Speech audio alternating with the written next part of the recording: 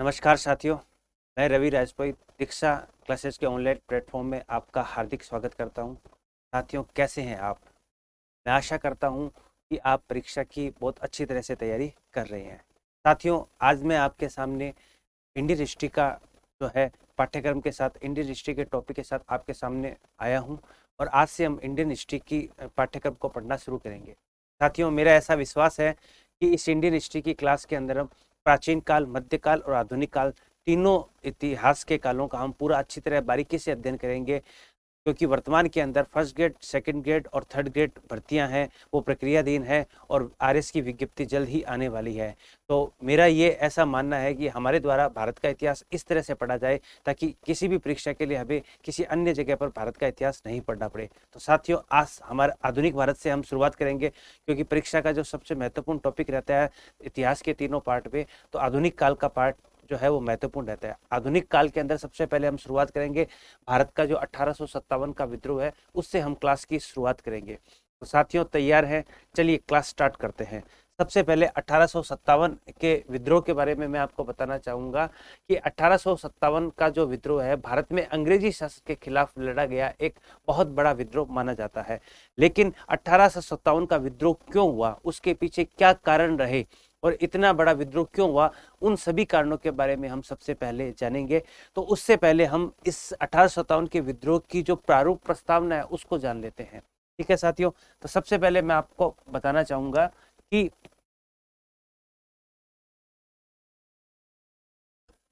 देखिए, भारत में अंग्रेजी शासन की जो स्थापना मानी जाती है वो प्लासी के युद्ध से मानी जाती है। यानी कि इतिहास में प्लासी का जो युद्ध हुआ था वो हुआ था 23 जून 1757 को। 23 जून 1757 को प्लासी का युद्ध हुआ था। प्लासी का युद्ध किन किन के मध्य हुआ? तो उस समय बंगाल का नवाब सिराजुद्दौला, ठीक है ना, बंगाल के नवाब सिराजुद्दौला और अंग्रेजों के बीच जो है वो प्लासी का युद्ध हुआ था। ठीक है, तो बंगाल का नवाब सिराजुद्दौला और ब्रिटिश कंपनी ब्रिटिश कंपनी के बीच ये प्लासी का युद्ध हुआ था।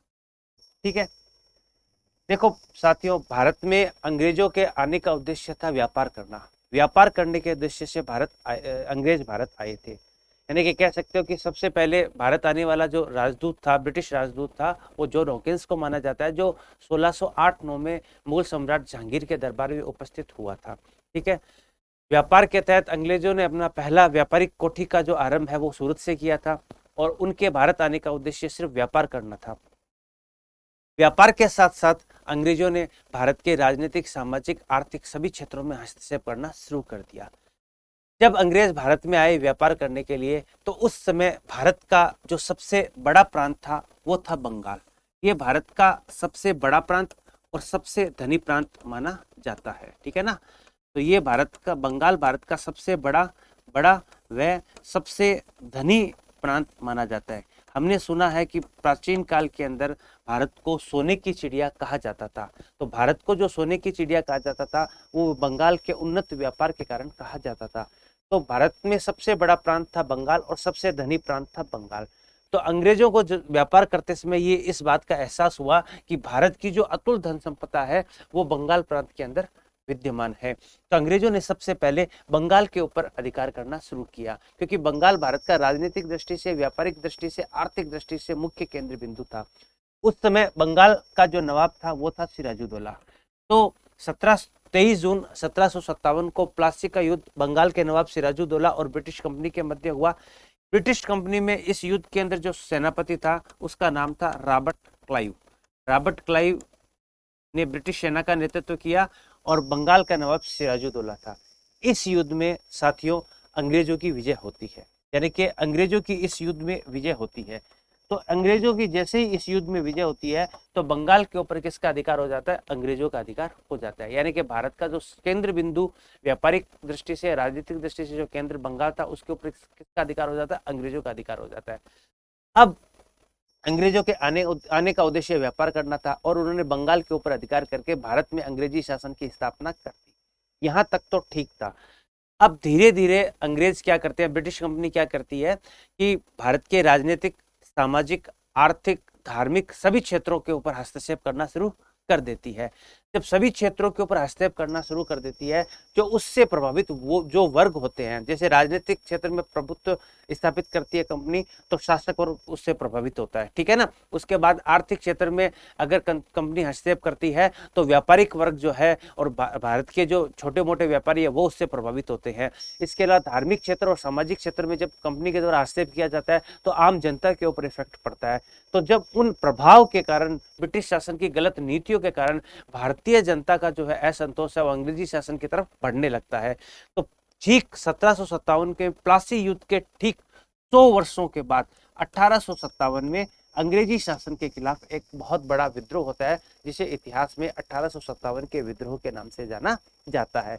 तो हम ये कह सकते हैं कि अंग्रेजी शासन के खिलाफ जो भारत का पहला बड़ा विद्रोह हुआ था, वो कोई अचानक होने वाली एक घटना नहीं थी, बल्कि काफी लंबे टाइम से जनता के अंदर ब्रिटिश शासन के प्रति असंतोष विद्यमान था, और उसी असंतोष का जो परिणाम निकला वो 1857 के विद्रोह के रूप में निकला था। तो 1857 की क्रांति से पहले भी कई जो है वो विद्रोह हुए थे ब्रिटिश शासन के खिलाफ, लेकिन वो विद्रोह स्थानीय स्तर पर थे, इसलिए वो एक बड़े आंदोलन का या बड़े विद्रोह का रूप नहीं ले सके। और जब वो स्थानीय स्तर पर थे, छोटे विद्रोह थे, तो ब्रिटिश कंपनी के द्वारा उन्हें आसानी से दबा दिया गया। अब ब्रिटिश कंपनी की बात करते हैं, तो मैं आपको बताता हूं कि ब्रिटिश ईस्ट इंडिया कंपनी की स्थापना लंदन के अंदर की गई थी, ठीक है ना, ब्रिटेन के अंदर हुई थी। और ब्रिटेन की महारानी एलिजाबेथ प्रथम ने जो ईस्ट इंडिया कंपनी है उसको भारत के साथ व्यापारिक संबंध स्थापित करने के लिए 15 वर्ष का अधिकार पत्र प्रदान किया था। तो 15 वर्ष के अधिकार पत्र का मतलब ये है कि सिर्फ ईस्ट इंडिया कंपनी ही थी जो भारत के साथ व्यापारिक संबंध स्थापित कर सकती थी। ब्रिटेन की दूसरी कोई भी व्यापारिक कंपनी भारत के साथ व्यापारिक संबंध स्थापित नहीं कर सकती थी। और ईस्ट इंडिया कंपनी का ही जो पहला राजदूत जॉन हॉकिंस है वो मुगल सम्राट जहांगीर के दरबार में आया था। तो भारत के साथ व्यापारिक संबंध स्थापित करने के लिए जिसको अपॉइंट किया गया था उसका नाम था ईस्ट इंडिया कंपनी, यानी कि वो ब्रिटिश कंपनी जो भारत के साथ व्यापारिक संबंध स्थापित करती थी उसका नाम था ईस्ट इंडिया कंपनी। तो ये ईस्ट इंडिया कंपनी भारत के साथ व्यापार करने के उद्देश्य से भारत आई और सूरत में अपनी पहली व्यापारिक कोठी खोली। व्यापार के साथ साथ जब उन्हें समझ में आया कि भारत के अंदर अतुल धन संपदा है, तो उन्होंने भारत का जो मुख्य केंद्र था व्यापारिक दृष्टि से बंगाल के ऊपर अधिकार कर लिया। बंगाल भारत का सबसे बड़ा प्रांत था, उसके ऊपर अधिकार कर लिया। बंगाल के ऊपर अधिकार करने के बाद उन्होंने भारत के राजनीतिक, सामाजिक, आर्थिक सभी क्षेत्रों के ऊपर हस्तक्षेप करना आरंभ कर दिया। और उस हस्तक्षेप का जो परिणाम है वो 1857 के विद्रोह के रूप में सामने आया। तो साथियों, ये तो थी इसकी प्रारंभिक भूमिका कि 1857 का विद्रोह क्यों हुआ, क्योंकि पहले अंग्रेजों का बंगाल के ऊपर अधिकार हो गया। अब देखो साथियों, सबसे पहले जो हम शुरुआत करते हैं कि 1857 का विद्रोह भारत में अंग्रेजी शासन के खिलाफ एक बड़ा विद्रोह माना जाता है। उससे पहले ऐसे कौन से विद्रोह हुए थे जो ब्रिटिश शासन के खिलाफ हुए थे? हालांकि ब्रिटिश शासन ने उन विद्रोह को आसानी से दबा दिया था, लेकिन कौन कौन से ऐसे विद्रोह हुए? तो साथियों, इस चरण के अंदर सबसे पहले जिस विद्रोह का नाम आता है वो आता है बक्सर का विद्रोह, ठीक है ना। यानी कि हमने ये पढ़ा था कि 23 जून 1757 को प्लासी का युद्ध बंगाल नवाब सिराजुद्दौला और अंग्रेजों के बीच हुआ, जिसमें अंग्रेजों की विजय हुई। और इस अंग्रेज सेना का जो नेतृत्व कर रहा था वो रॉबर्ट क्लाइव सेनापति कर रहा था, ठीक है। तो बंगाल पर अधिकार के साथ भारत में अंग्रेजी शासन की स्थापना हो जाती है, ठीक है। उसके बाद 1764 में जो है वो बक्सर का विद्रोह हुआ था। अब बक्सर के विद्रोह में कौन कौन था? तो मैं आपको एक बात बता दूं, बक्सर के विद्रोह के अंदर बंगाल नवाब मीर कासिम, ठीक है, और आपके मुगल सम्राट शाह आलम, ठीक है, और अवध का नवाब सुजाउद्दौला, अवध का नवाब सुजाउद्दौला, इन तीनों की जो है वो संयुक्त सेना है। इन तीनों की क्या है? संयुक्त सेना है। तो बक्सर के युद्ध में कौन कौन शामिल है? एक तो बंगाल का नवाब मीर कासिम, और दूसरा मुगल सम्राट शाह आलम, और अवध का नवाब सुजाउद्दौला। इन तीनों की संयुक्त सेनाओं का जो मुकाबला होगा, ठीक है ना, मुकाबला होगा वो होगा अंग्रेज कंपनी के साथ, ब्रिटिश कंपनी के साथ होगा, ठीक है ना, जिसको ईस्ट इंडिया कंपनी के नाम से जानते हैं, ठीक है ना। अब प्लासी के युद्ध के अंदर अंग्रेज सेना का नेतृत्व रॉबर्ट क्लाइव ने किया, और बक्सर के विद्रोह के अंदर जो अंग्रेज सेनापति है उसका नाम है हेक्टर मुनरो। क्या नाम है? Hector Munro. ठीक है। और इस युद्ध में भी जो है वो अंग्रेजों की विजय हो जाती है। ठीक है ना। अब बात करते हैं कि 1857 से पूर्व क्या विद्रोह हुआ। तो बक्सर विद्रोह एक अलग बात है, लेकिन 1857 से पहले क्या होता है कि जो बक्सर विद्रोह के अंदर ये जो ब्रिटिश कंपनी की सेना है, बक्सर विद्रोह में ब्रिटिश कंपनी की सेना है, इस सेना से कुछ सेनापति निकलते हैं, और वो सेनापति यानी कि हेक्टर मुनरो की सेना से कुछ सेनापति निकलेंगे, और वो क्या करेंगे, वो किसके साथ मिल जाएंगे?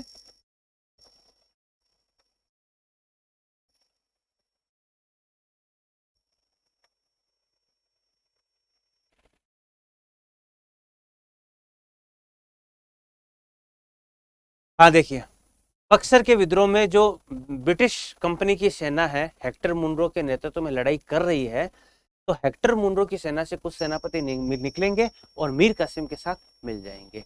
यानी कि हम ये कह सकते हैं कि भारत में अंग्रेजी शासन के खिलाफ जो पहला विद्रोह हुआ था, कह सकते हो, तो वो बक्सर का विद्रोह माना जाता है। 1857 की क्रांति से पहले अंग्रेजी शासन के खिलाफ जो पहला बड़ा सैनिक विद्रोह माना जाता है वो बक्सर का विद्रोह माना जाता है। बक्सर के विद्रोह में ब्रिटिश सेना के साथ से कुछ भारतीय सैनिक निकलकर नवाब की सेना के साथ मिल गए। हालांकि अंग्रेजी कंपनी के द्वारा इस विद्रोह को पूरी तरह से दबा दिया गया और बक्सर के युद्ध में भी अंग्रेजों की विजय हो गई। तो हम ये कह सकते हैं कि जो बक्सर का विद्रोह है वो भारत में अंग्रेजी शासन के विरुद्ध भारतीय सैनिकों के द्वारा किया गया पहला विद्रोह माना जाता है। ठीक है। उसके बाद दूसरा जो 1857 से पहले घटित हुआ विद्रोह है वो है वेलोर का सैनिक विद्रोह। ठीक है ना, वेलोर का सैनिक विद्रोह है। ठीक है ना। अब देखो, वेलोर के सैनिक विद्रोह का जो नेतृत्व करने वाला है ना, उसका नाम है वासुदेव बलवंत फड़के। क्या नाम है? वासुदेव बलवंत फड़के। ये इस विद्रोह का नेतृत्व करने वाला अध्यक्ष है। ठीक है ना, वासुदेव बलवंत फड़के। अब ये जो वासुदेव बलवंत फड़के है, इसने इस विद्रोह का जो है वो नेतृत्व किया था, और ये 1857 की क्रांति का पूर्वाभ्यास भी इस विद्रोह को कहते हैं। यानी कि इस विद्रोह का जो उपनाम है वो है 1857 की क्रांति का पूर्वाभास। ठीक है ना। 1857 के विद्रोह का पूर्वाभ्यास। ठीक है ना, इसको पूर्वाभ्यास भी कहते हैं। तो देखो साथियों, पहले अंग्रेजी शासन के खिलाफ जो विद्रोह हुआ वो बक्सर का विद्रोह हुआ 1764 के अंदर। उसके बाद 1806 का वेलोर सैनिक विद्रोह, यानी कि 1806 के वेलोर सैनिक विद्रोह का जो नेतृत्व है वो वासुदेव बलवंत फड़के के द्वारा किया गया। ठीक है। और 1857 के विद्रोह का इसको पूर्वाभ्यास भी कहा जाता है। ये एग्जाम में एक बार क्वेश्चन आया था कि किस सैनिक विद्रोह को 1857 के विद्रोह का पूर्वाभ्यास कहा जाता है, तो वेलोर सैनिक विद्रोह को 1857 के विद्रोह का पूर्वाभ्यास कहते हैं। तो यहाँ दो क्वेश्चन अपने तैयार हो गए। पहला क्वेश्चन तो किसके नेतृत्व में विद्रोह हुआ, और दूसरा इसका क्या उपनाम है, तो इसको 1857 के विद्रोह का पूर्वाभ्यास भी कहते हैं। तो वेलूर के सैनिकों के द्वारा इस प्रकार ब्रिटिश शासन के खिलाफ विद्रोह कर दिया गया था। तो पहले बक्सर का विद्रोह और उसके बाद वेलूर सैनिक विद्रोह हुआ। तीसरा 1825 में असम तोपखाना विद्रोह, यानी कि असम के अंदर ब्रिटिश कंपनी का जो तोपखाना था, उस तोपखाने के अंदर जो सैनिक थे, उन सैनिकों ने 1825 में ब्रिटिश कंपनी के खिलाफ विद्रोह कर दिया। हालांकि ये विद्रोह भी ब्रिटिश कंपनी के द्वारा आसानी से दबा दिया गया। ठीक है ना। तो सबसे पहले 1764 का बक्सर विद्रोह हुआ, वो कंपनी के द्वारा दबा दिया गया। उसके बाद 1806 में वेलोर के सैनिकों ने विद्रोह किया वासुदेव बलवंत फड़के के नेतृत्व में, वो कंपनी के द्वारा दबा दिया गया। उसके बाद 1825 के अंदर असम तोपखाना के सैनिकों ने विद्रोह किया, वो भी कंपनी के द्वारा दबा दिया गया। उसके बाद अगला चौथा विद्रोह आता है 1842 में ब्रह्मा युद्ध हेतु भेजे जाने वाले सैनिकों का विद्रोह, यानी कि ब्रिटिश सेना के द्वारा भारतीय सैनिकों को भारत से बाहर भी युद्ध करने के लिए भेजा जाता था। ठीक है ना। तो ब्रह्मा युद्ध के लिए जब भारतीय सैनिकों को भेजा गया, तो ब्रह्मा युद्ध के अंदर भेजी जाने वाली सैनिक टुकड़ी ने भी अंग्रेजी शासन के खिलाफ जो विद्रोह किया था, और वो विद्रोह भी अंग्रेजों के द्वारा अच्छी तरह से जो है पूरी तरह से दबा दिया गया। तो साथियों, भारत में अंग्रेजी शासन के खिलाफ जो सबसे पहला बड़ा विद्रोह माना जाता है वो 1857 का विद्रोह माना जाता है। 1857 के विद्रोह से पहले भी ब्रिटिश शासन के खिलाफ 4 मुख्य बड़े विद्रोह हुए हैं, लेकिन वो विद्रोह ब्रिटिश कंपनी के द्वारा आसानी से दबा दिए गए।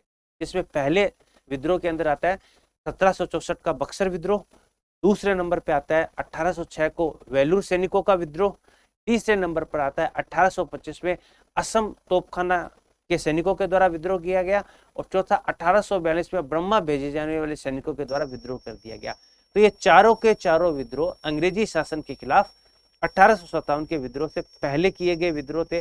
चूंकि ये विद्रोह स्थानीय स्तर पर थे, इनका स्वरूप बहुत छोटा था, निम्न था, इसलिए ब्रिटिश कंपनी के द्वारा इन विद्रोहों को आसानी से दबा दिया गया। एक तो कारण ये था।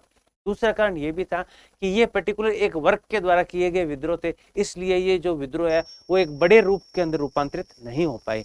सैनिक वर्ग के द्वारा किए गए थे और सैनिक वर्ग को आसानी से ब्रिटिश कंपनी के द्वारा दबा दिया गया। तो ये पूर्व के घटित विद्रोह है जिसके बारे में आपको मैंने समझा दिया।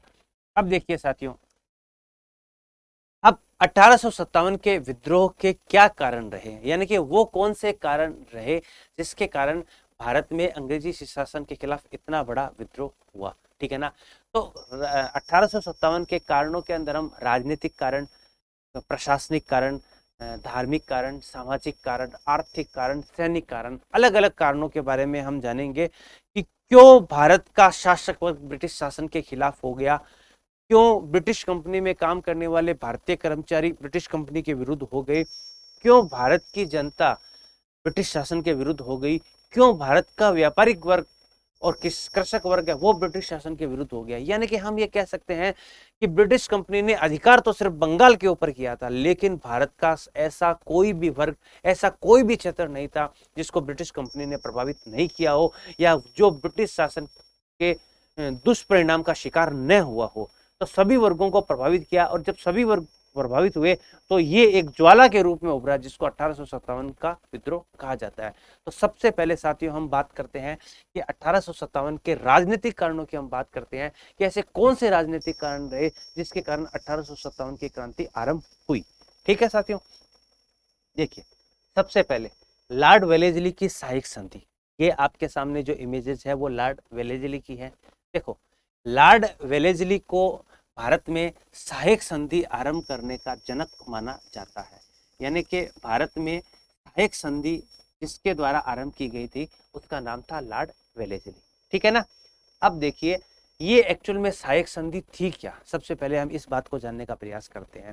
देखो सहायक संधि देसी रियासत के साथ ब्रिटिश कंपनी के द्वारा की जाने वाली वह संधि थी जिस संधि के तहत जिस देसी रियासत के राजा के साथ यह संधि संपन्न होती थी उस देसी रियासत के राजा को अपने यहाँ पर एक ब्रिटिश सेना और एक अंग्रेज रेजिडेंट को रखना पड़ता था, और उस अंग्रेज रेजिडेंट और सेना के समस्त खर्चे का दायित्व उस राजा का होता था, ठीक है।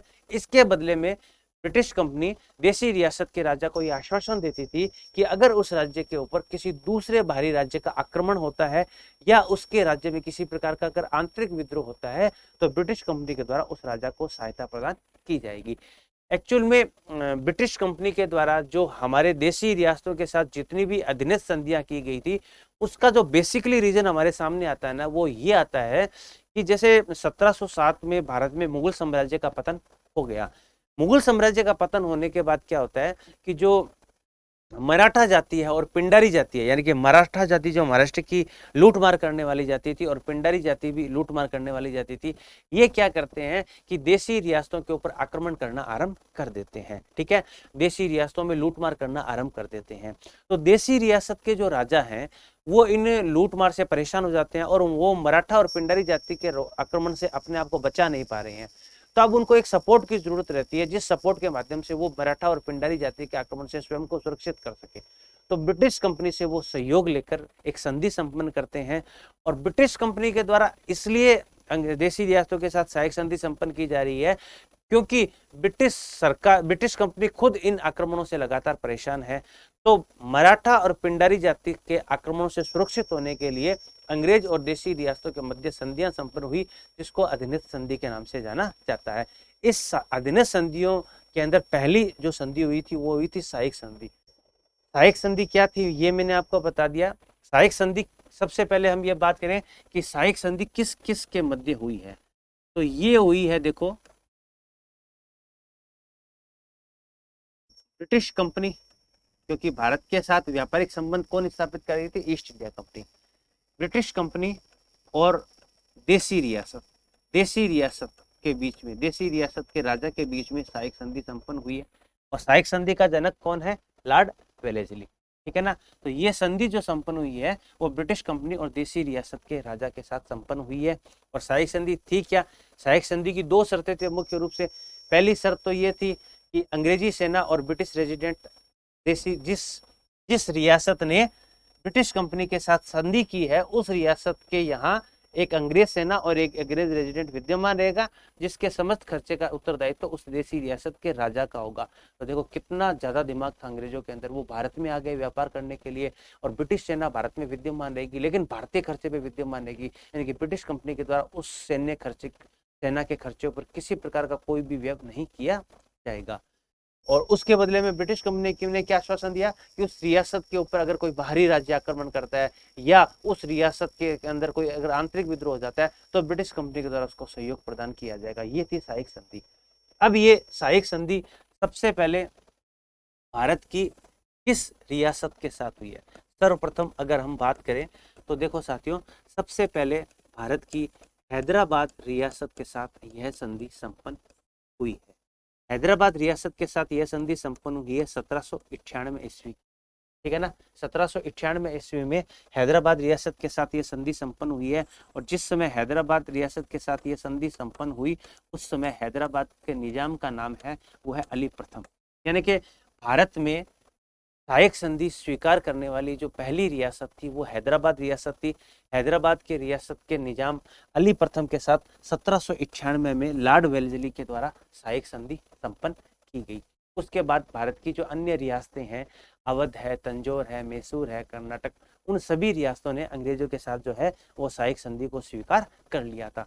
तो एग्जाम के पॉइंट ऑफ व्यू से कई बार ऐसा प्रश्न पूछा गया है कि भारत में सबसे पहले सहायक संधि स्वीकार करने वाली रियासत कौन सी थी। तो भारत में सबसे पहले सहायक संधि स्वीकार करने वाली जो रियासत थी वो थी हैदराबाद रियासत। अगर हम राजस्थान के परिप्रेक्ष्य में देखें कि राजस्थान में सबसे पहले सहायक संधि स्वीकार करने वाली रियासत कौन सी थी, तो सबसे पहले 1803 में भरतपुर के शासक रणजीत सिंह के साथ सहायक संधि संपन्न हुई थी।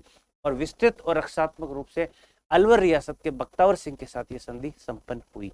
तो मेरे हिसाब से सहायक संधि आपको पूरी तरह से समझ में आ गई। सबसे पहले बात करें सहायक संधि का जनक कौन है, लॉर्ड वेलेस्ली, ठीक है। उसके बाद बात करते हैं कि सहायक संधि किस किस के बीच संपन्न हुई, तो ब्रिटिश कंपनी और देसी रियासत के राजा के साथ संपन्न हुई। तीसरे नंबर बात करेंगे सबसे पहले सहायक संधि भारत में किस रियासत के साथ हुई, हैदराबाद रियासत के साथ हुई। कब हुई, 1791 ईस्वी में हुई। उस समय हैदराबाद का शासक कौन था, अली प्रथम था, जिसको निजाम, अली प्रथम जो निजाम था वो शासक था वहाँ का, ठीक है ना। और राजस्थान में सबसे पहले किसके साथ हुई, भरतपुर रियासत के साथ हुई। उसमें भरतपुर का शासक कौन था, रणजीत सिंह। राजस्थान में भरतपुर रियासत के साथ यह संधि कब संपन्न हुई, 1803 के अंदर हुई। तो ये सहायक संधि। अब क्या होता है कि कारण क्या है, ये सहायक संधि जो ब्रिटिश कंपनी और देसी रियासत के राजा के बीच में हो रही है, तो इन संधि की शर्तों का पालन है वो ब्रिटिश कंपनी के द्वारा नहीं किया जाता, ठीक है ना। ब्रिटिश कंपनी के द्वारा जब इन संधि की शर्तों का पालन नहीं किया जाता तो देसी रियासत के राजा और ब्रिटिश कंपनी के संबंध क्या हो जाएंगे, दोनों क्या हो जाएंगे, खराब हो जाएंगे, ठीक है, खराब हो जाएंगे। तो अब दोनों के मध्य क्या होगा, जो है एक मतभेद होने लग जाएगा। और मतभेद का परिणाम क्या निकलेगा कि देसी रियासत के राजा अंग्रेजी शासन के क्या हो जाएंगे, विरुद्ध हो जाएंगे। तो ये सबसे पहली थी सहायक संधि, लॉर्ड वेलेस्ली। उसके बाद देखो साथियों, नाम आता है नंबर 2 राजनीतिक कारणों में लॉर्ड डलहौजी की व्यपगत नीति। देखो लॉर्ड डलहौजी की जो व्यपगत नीति है, इसके कई अन्य भी नाम है, उपनाम है, जिसको किसी अन्य नाम से जाना जाता है। देखो साथियों, इसके उपनाम क्या है, जैसे इसको आप कहते हैं राज्यों की विलय नीति, राज्यों की विलय नीति, ठीक है, इस नाम से भी इसको जाना जाता है। एक इसका नाम है हड़प नीति, इसको हड़प नीति के नाम से भी जाना जाता है। एक इसका नाम है गोद निषेध नीति, ठीक है ना, गोद निषेध नीति के नाम से भी इसको जाना जाता है, यानी कि doctrine of flaps. Lord Dalhousie की व्यक्तिगत नीति को राज्यों की विलय नीति, हड़प नीति और गोद निषेध नीति के नाम से भी जाना जाता है। अब ये एक्चुअल में है क्या? ये जो व्यक्तिगत नीति है ना, इस व्यक्तिगत नीति का जो जनक माना जाता है ना, वो माना जाता है लॉर्ड डलहौजी। लॉर्ड डलहौजी को इस व्यक्तिगत नीति का जनक माना जाता है। अब लॉर्ड डलहौजी जो भारत का गवर्नर बनकर आया था, ये 1848 के अंदर भारत का गवर्नर बनकर आया था लॉर्ड डलहौजी। इसने एक पॉलिसी स्टार्ट की जिसको व्यक्तिगत नीति के नाम से जानते हैं, विलय नीति के नाम से जानते हैं, हड़प नीति के नाम से जानते हैं और गोद निषेध नीति के नाम से जानते हैं। अब ये एक्चुअल में व्यक्तिगत नीति थी क्या? देखो, व्यक्तिगत नीति के तहत एक ऐसा नियम बनाया था ब्रिटिश कंपनी ने कि अगर किसी देशी रियासत के राजा के कोई संतान नहीं है तो उस राजा की मृत्यु के बाद उसके साम्राज्य को ब्रिटिश साम्राज्य में मिला लिया जाएगा। ठीक है, इस नीति से पहले क्या प्रावधान था इंडिया के अंदर कि अगर किसी देशी रियासत के राजा के संतान नहीं थी तो किसी को दत्तक पुत्र गोद लेता और गोद लेने के बाद सम्राट के बाद वो दत्तक पुत्र है वो राज्य का उत्तराधिकारी बनता था। तो लॉर्ड डलहौजी ने कहा कि जिन जैसे देशी रियासतों के राजा के संतान नहीं है तो उन देशी रियासतों को राजा के मरने के बाद ब्रिटिश साम्राज्य में मिला लिया जाएगा, यानी कि दत्तक पुत्र जो राज्य का उत्तराधिकारी बनता था उसको उत्तराधिकारी से पद से वंचित कर दिया जाएगा। अब इसका प्रतिकार क्या हुआ कि भारत की ऐसी कई रियासतें हैं जो लॉर्ड डलहौजी की गोद निषेध नीति का शिकार हुई। ठीक है ना, तो हम बात करें कि भारत की ऐसी कौन कौन सी रियासतें थी जो शिकार हुई, तो सबसे पहले 1848 के अंदर जो आपके सतारा रियासत है, ठीक है, सतारा महाराष्ट्र की रियासत थी। सतारा रियासत भारत में गोद निषेध प्रथा की व्यक्तिगत नीति का शिकार होने वाली पहली रियासत मानी जाती है। यानी कि लॉर्ड डलहौजी की गोद निषेध प्रथा का, जैसे हम कहते हैं ना कि सबसे पहले सहायक संधि किसके साथ संपन्न हुई, हैदराबाद रियासत के साथ संपन्न हुई, वैसे ही सतारा रियासत है ना वो भारत में सबसे पहले गोद निषेध नीति का, विलय नीति का, हड़प नीति का, व्यक्तिगत नीति का शिकार होने वाली भारत की पहली रियासत है। तो सबसे पहले 1838 में सतारा रियासत को ब्रिटिश साम्राज्य में मिला लिया गया गोद निषेध नीति के तहत। उसके बाद करते हैं 1849। तो 1849 को साथियों देखो, एक तो है नाम जैतपुर, एक नाम है संबलपुर, एक तो नाम है जैतपुर और एक नाम है संबलपुर। ये रियासत 1849 में ब्रिटिश साम्राज्य के अंदर मिला लिए गए गोद निषेध प्रथा के अंदर। उसके बाद नाम आता है 1850। तो 1850 में जो बघाट रियासत है उसको मिला लिया गया। फिर बात करते हैं 1852। तो 1852 के अंदर जो सॉरी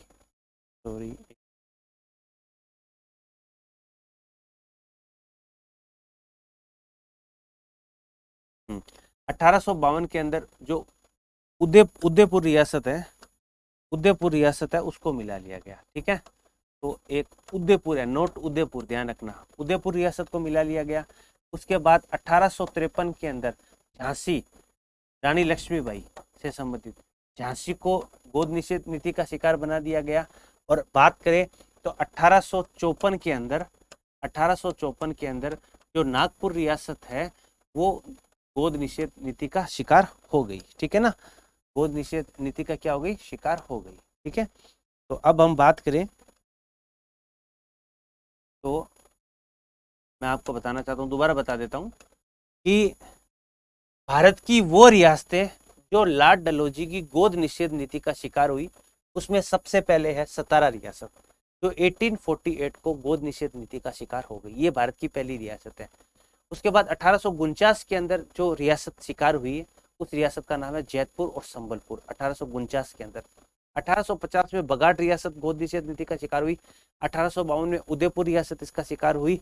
1853 में झांसी इसका शिकार हुई और 1854 के अंदर नागपुर रियासत इसका शिकार हुई। यानी कि लॉर्ड डलहौजी ने जो पॉलिसी स्टार्ट की थी कि जिस देशी रियासत के राजा के संतान नहीं है उस रियासत के राजा की मृत्यु के बाद उसको ब्रिटिश साम्राज्य का, उस रियासत को ब्रिटिश साम्राज्य में मिला लिया जाएगा, तो उसका शिकार ये भारत की प्रमुख रियासतें शुरुआत के अंदर हो गई।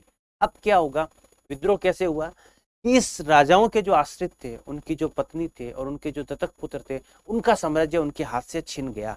अब वो अपने साम्राज्य को वापस पाना चाहते थे, इसलिए उन्होंने अंग्रेजी शासन के खिलाफ जो है वो विद्रोह किया। ठीक है ना। तो ये लॉर्ड डलहौजी की गोद निषेध नीति के ऊपर अगर अपना है कि लॉर्ड डलहौजी की जो व्यपगत नीति है उसके अन्य उपनाम क्या है, तो उसको विलय नीति, हड़प नीति और गोद निषेध नीति के नाम से जानते हैं। इसका जनक कौन है? लॉर्ड डलहौजी को माना जाता है व्यपगत नीति का।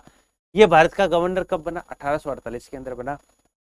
इसका शिकार होने वाली कौन कौन सी आपकी रियासतें थी? तो 1848 के अंदर सतारा, 1849 में जैतपुर व संबलपुर, 1815 के अंदर बघाट, 1852 में उदयपुर, 1853 में झांसी और 1854 के अंदर नागौर। तो ये रियासतें जब ब्रिटिश साम्राज्य के अंदर मिला ली गई तो इन रियासतों के आश्रित राजाओं के आश्रितों का ब्रिटिश शासन के प्रति असंतोष बढ़ा और 1857 के विद्रोह के रूप में सामने आया। तो राजनीतिक कारणों में सबसे पहले हमने जाना लॉर्ड वेलेस्ली की सहायक संधि और नंबर 2 पे हमने जाना लॉर्ड डलहौजी की व्यपगत नीति। ये दोनों राजनीतिक कारणों के अंतर्गत आते हैं। उसके बाद तीसरा आता है अवध प्रांत। देखो अवध प्रांत का ये जो मैप है वो आपके सामने है साथियों, ठीक है ना। अब मैं आपको बता देता हूं कि ये जो ब्रिटिश सेना थी ना, ब्रिटिश सेना, इस सेना में जो अधिकांश सैनिक थे ना वो थे अवध प्रांत के, ठीक है ना। यानी कि अगर हम ये कहें कि ब्रिटिश सेना के अंदर जो सबसे ज्यादा सैनिक थे वो कौन से प्रांत से थे? अवध प्रांत से थे। और अंग्रेज क्या करते हैं कि अवध प्रांत को ब्रिटिश साम्राज्य में मिला देते हैं। तो अवध प्रांत को अंग्रेजों ने ब्रिटिश साम्राज्य में कब शामिल किया? 1856 को। और जिस समय 1856 को उन्होंने शामिल किया उस समय अवध का जो नवाब था उसका नाम था वाजिद अली शाह। वाजिद अली शाह क्या है? ये अवध प्रांत का क्या है? नवाब है, ठीक है। और ब्रिटिश साम्राज्य में अवध प्रांत को कब मिलाया गया है? 1856 के अंदर। यानी कि ब्रिटिश सेना में अधिकांश सैनिक अवध प्रांत के हैं और अवध प्रांत को ब्रिटिश साम्राज्य में मिला लिया गया। कब? 1856 को। और उस समय अवध का नवाब कौन है? वाजिद अली शाह। अब कारण क्या कारण रहा कि अवध प्रांत को मिलाया गया? क्योंकि ना तो वो गोद निषेध नीति का अंग हुआ और ना ही सहायक संधि उसके साथ संपन्न हुई। तो इन्होंने एक कारण बताया, कुशासन। तो कुशासन यानी कि अवध प्रांत का जो शासन है वो सही नहीं चल रहा, तो कुशासन के आधार पर अंग्रेजों ने अवध प्रांत को ब्रिटिश साम्राज्य में मिला लिया और अवध प्रांत का जो प्रशासक नियुक्त किया उसका नाम है हेनरी लॉरेंस। हेनरी लॉरेंस को अवध का प्रशासक नियुक्त कर दिया और कुशासन के आधार पर है वो जो है अवध प्रांत ब्रिटिश साम्राज्य का अंग बन गया। अब सोचो, जिस सेना में सबसे अधिक सैनिक अवध प्रांत के थे और जब उनके सैनिकों के प्रांत को जब ब्रिटिश साम्राज्य में कुशासन के आधार पर मिला लिया जाएगा तो ब्रिटिश सेना में जो अवध के सैनिक है उनका ब्रिटिश शासन के प्रति असंतोष क्या हुआ? बढ़ने लगा। तो जैसे राजनीतिक कारणों में हम लॉर्ड वेलेस्ली की सहायक संधि को उत्तरदायी मानते हैं, लॉर्ड डलहौजी की व्यपगत नीति को उत्तरदायी मानते हैं, उसी तरह जो अवध प्रांत को ब्रिटिश साम्राज्य में मिला लिया गया ये भी राजनीतिक कारणों में एक कारण माना जाता है। और ये क्वेश्चन कई बार आया है कि कब अवध प्रांत को मिलाया गया? 1856। क्या आधार था? कुशासन के आधार पर मिलाया गया। उस समय नवाब कौन था? वाजिद अली शाह था, ठीक है। और प्रशासक किसको नियुक्त किया? हेनरी लॉरेंस को नियुक्त किया। तो ये अपने राजनीतिक कारणों के अंदर तीसरा कारण आ जाता है। नंबर 4, मुगल सम्राट के साथ अपमानजनक व्यवहार। यानी कि भारत का उस समय मुगल सम्राट था बहादुर शाह द्वितीय, ठीक है ना। हालांकि 1707 में औरंगजेब की मृत्यु होने के बाद मुगल साम्राज्य का पतन आरंभ हो जाता है। यानी कि औरंगजेब के बाद जो भी मुगल सम्राट बने, जैसे बहादुर शाह प्रथम है, जहांदर शाह है, आपके मोहम्मद शाह है, फारूक शियर है, अहमद शाह है, ये जितने भी मुगल बादशाह बने ना तो ये कुछ समय तक इन्होंने शासन किया और इनका शासन इतना कोई अचीवमेंट और उपलब्धि भरा नहीं था।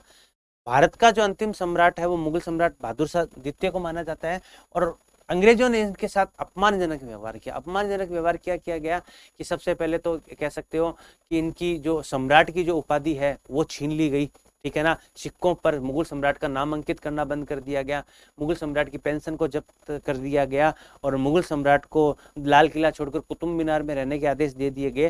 तो यानी कि मुगल सम्राट के साथ अंग्रेजों ने क्या किया? अपमानजनक व्यवहार किया।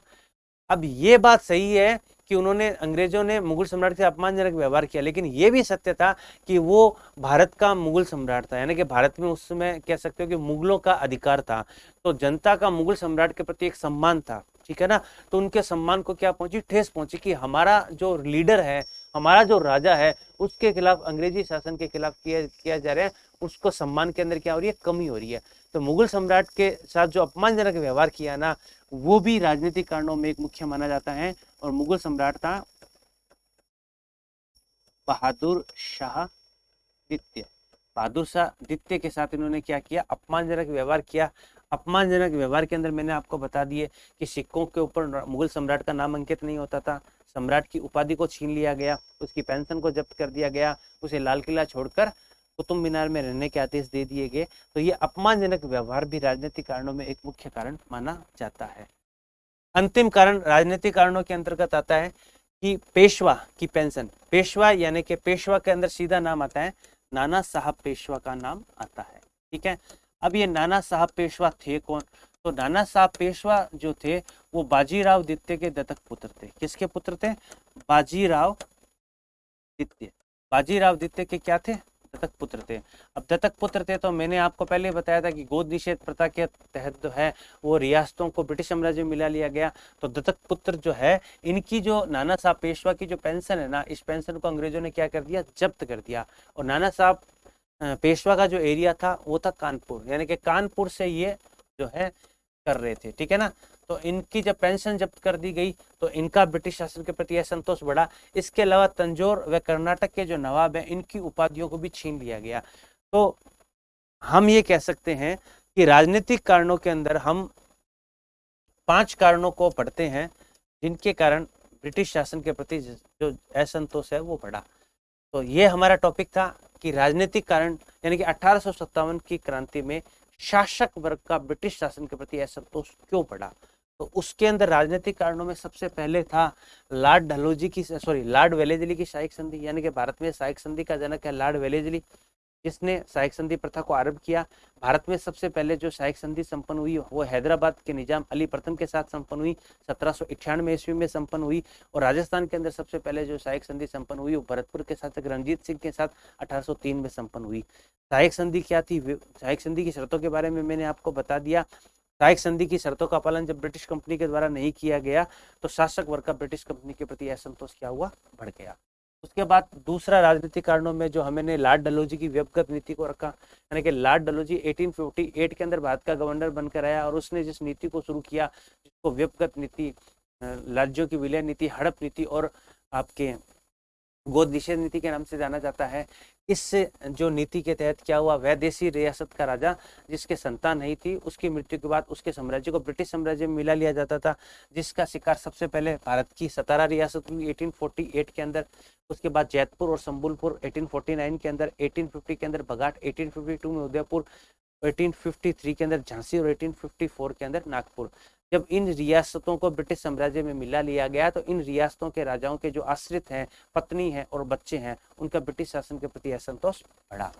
उसके बाद अवध प्रांत, यानी कि ब्रिटिश सेना के अंदर अधिकांश सैनिक जो थे वो अवध प्रांत के थे और अवध प्रांत को ब्रिटिश साम्राज्य के द्वारा 1856 के अंदर कुशासन के आधार पर आरोप लगाकर ब्रिटिश साम्राज्य में मिला लिया गया। उस समय अवध का जो नवाब था वो वाजिद अली शाह था। तो इस प्रकार गलत तरीके से जब अवध प्रांत को ब्रिटिश सेना में मिलाया गया तो ब्रिटिश सेना में शामिल अधिकांश अवध प्रांत के सैनिकों का असंतोष है वो ब्रिटिश शासन के प्रति बढ़ने लगा। और यहाँ ब्रिटिश शासन का जो प्रशासक नियुक्त किया गया था वो हेनरी लॉरेंस को नियुक्त किया गया था। उसके बाद चौथा, मुगल सम्राट के साथ अपमानजनक व्यवहार, यानी कि मुगल सम्राट पूरे भारत का मुगल सम्राट था बहादुर शाह द्वितीय, उसके साथ जब अंग्रेजों के द्वारा अपमानजनक व्यवहार किया गया तो भारतीय जनता की अंग्रेजों के प्रति जो सिंपत्ति है वो एकदम क्रोध के अंदर बदल गई, असंतोष के अंदर बढ़ गई, क्योंकि उनके नेता का अपमान किया जा रहा था और जिन्होंने जनता ने उसको अपना स्वयं का अपमान माना, ठीक है ना। उसके बाद पांचवा, जो पेशवा की पेंशन, यानी कि नाना साहब पेशवा जो बाजीराव द्वितीय के दत्तक पुत्र थे, उनकी पेंशन को बंद कर दिया गया था जो कानपुर से रिलेटेड थे, और तंजौर व कर्नाटक के नवाब की उपाधियों को छीन लिया गया। तो मुख्य रूप से ये 5 राजनीतिक कारण थे। उन 5 राजनीतिक कारणों के कारण जो है वो शासक वर्ग का ब्रिटिश शासन के प्रति असंतोष जो है वो बढ़ा। और 1857 के विद्रोह से पूर्व जो विद्रोह घटित हुए, जिसमें सबसे पहले हमने पढ़ा था 1764 का बक्सर विद्रोह, फिर 1806 का वेलूर सैनिक विद्रोह, उसके बाद 1825 का असम तोपखाना स्थित विद्रोह, 1842 में ब्रह्मा सेना का जो विद्रोह है वो हमने, ब्रह्मा युद्ध के लिए भेजी जाने वाली सेना का विद्रोह हमने पढ़ा। तो साथियों, आज की जो क्लास है वो आपको कैसी लगी, और कमेंट लिखकर हमें ज़रूर बताएं। और उसके बाद मैं आपको साथियों विश्वास दिलाता हूं कि हमारे भारत के इतिहास का जो टॉपिक है वो 90 दिनों की हमारी जो है वो क्लास रहेगी। 90 दिनों के अंदर हम, अगर उससे ज़्यादा भी दिन लगे तो हम व्यवस्थित रूप से इस पाठ्यक्रम को पूरा करेंगे। मैं आपको विश्वास दिलाता हूं कि आप किसी भी परीक्षा की तैयारी कर रहे हो, भारतीय इतिहास की जो ये क्लासें हैं जो आपके और मेरे द्वारा आपको पढ़ाई जाएगी और आपके द्वारा इसका अध्ययन किया जाएगा, ये परीक्षा की दृष्टि के लिए आपके लिए बहुत उपयोगी रहेगा। और पूरी तरह से विश्वास दिलाता हूँ कि इसके बाद भारतीय इतिहास के लिए किसी और क्लास को आपको पढ़ने की आवश्यकता नहीं पड़ेगी। तो साथियों, कमेंट बॉक्स में लिखकर बताएं कि ये क्लास आपकी कैसी रही, और रोज़ाना हम एक नए टॉपिक के नई क्लास के साथ मैं आपके सामने उपस्थित होऊंगा। और जैसे ही हमारा 1857 के विद्रोह का जो टॉपिक है वो कंप्लीट हो जाता है तो उसके बाद साथियों मैं आपको बताता हूँ लाइव क्लास शुरू करेंगे, और लाइव क्लास के अंदर मैं आपके साथ रूबरू होऊंगा। आप कोई क्वेश्चंस भी उसके अंदर पुटअप कर सकते हैं, क्योंकि लाइव क्लास के अंदर जो है वो आपकी जिज्ञासा उसको समाप्त करने का मुझे अवसर मिलेगा। तो अब आज के लिए इतना ही, कल हम नई क्लास के साथ फिर उपस्थित होंगे। और ये क्लास कैसी लगी, आपकी तरफ से इस क्लास में कोई सुझाव, मेरी आवाज़ आपको स्पष्ट आ रही है या नहीं आ रही है, या इसमें क्या संशोधन किया जा सकता है, तो आपके सुझाव भी अपेक्षित है। और मैं आपको विश्वास दिलाता हूँ कि एक अच्छी तैयारी के साथ इस प्लेटफॉर्म पर, तो तब तक के लिए जय हिंद, जय भारत।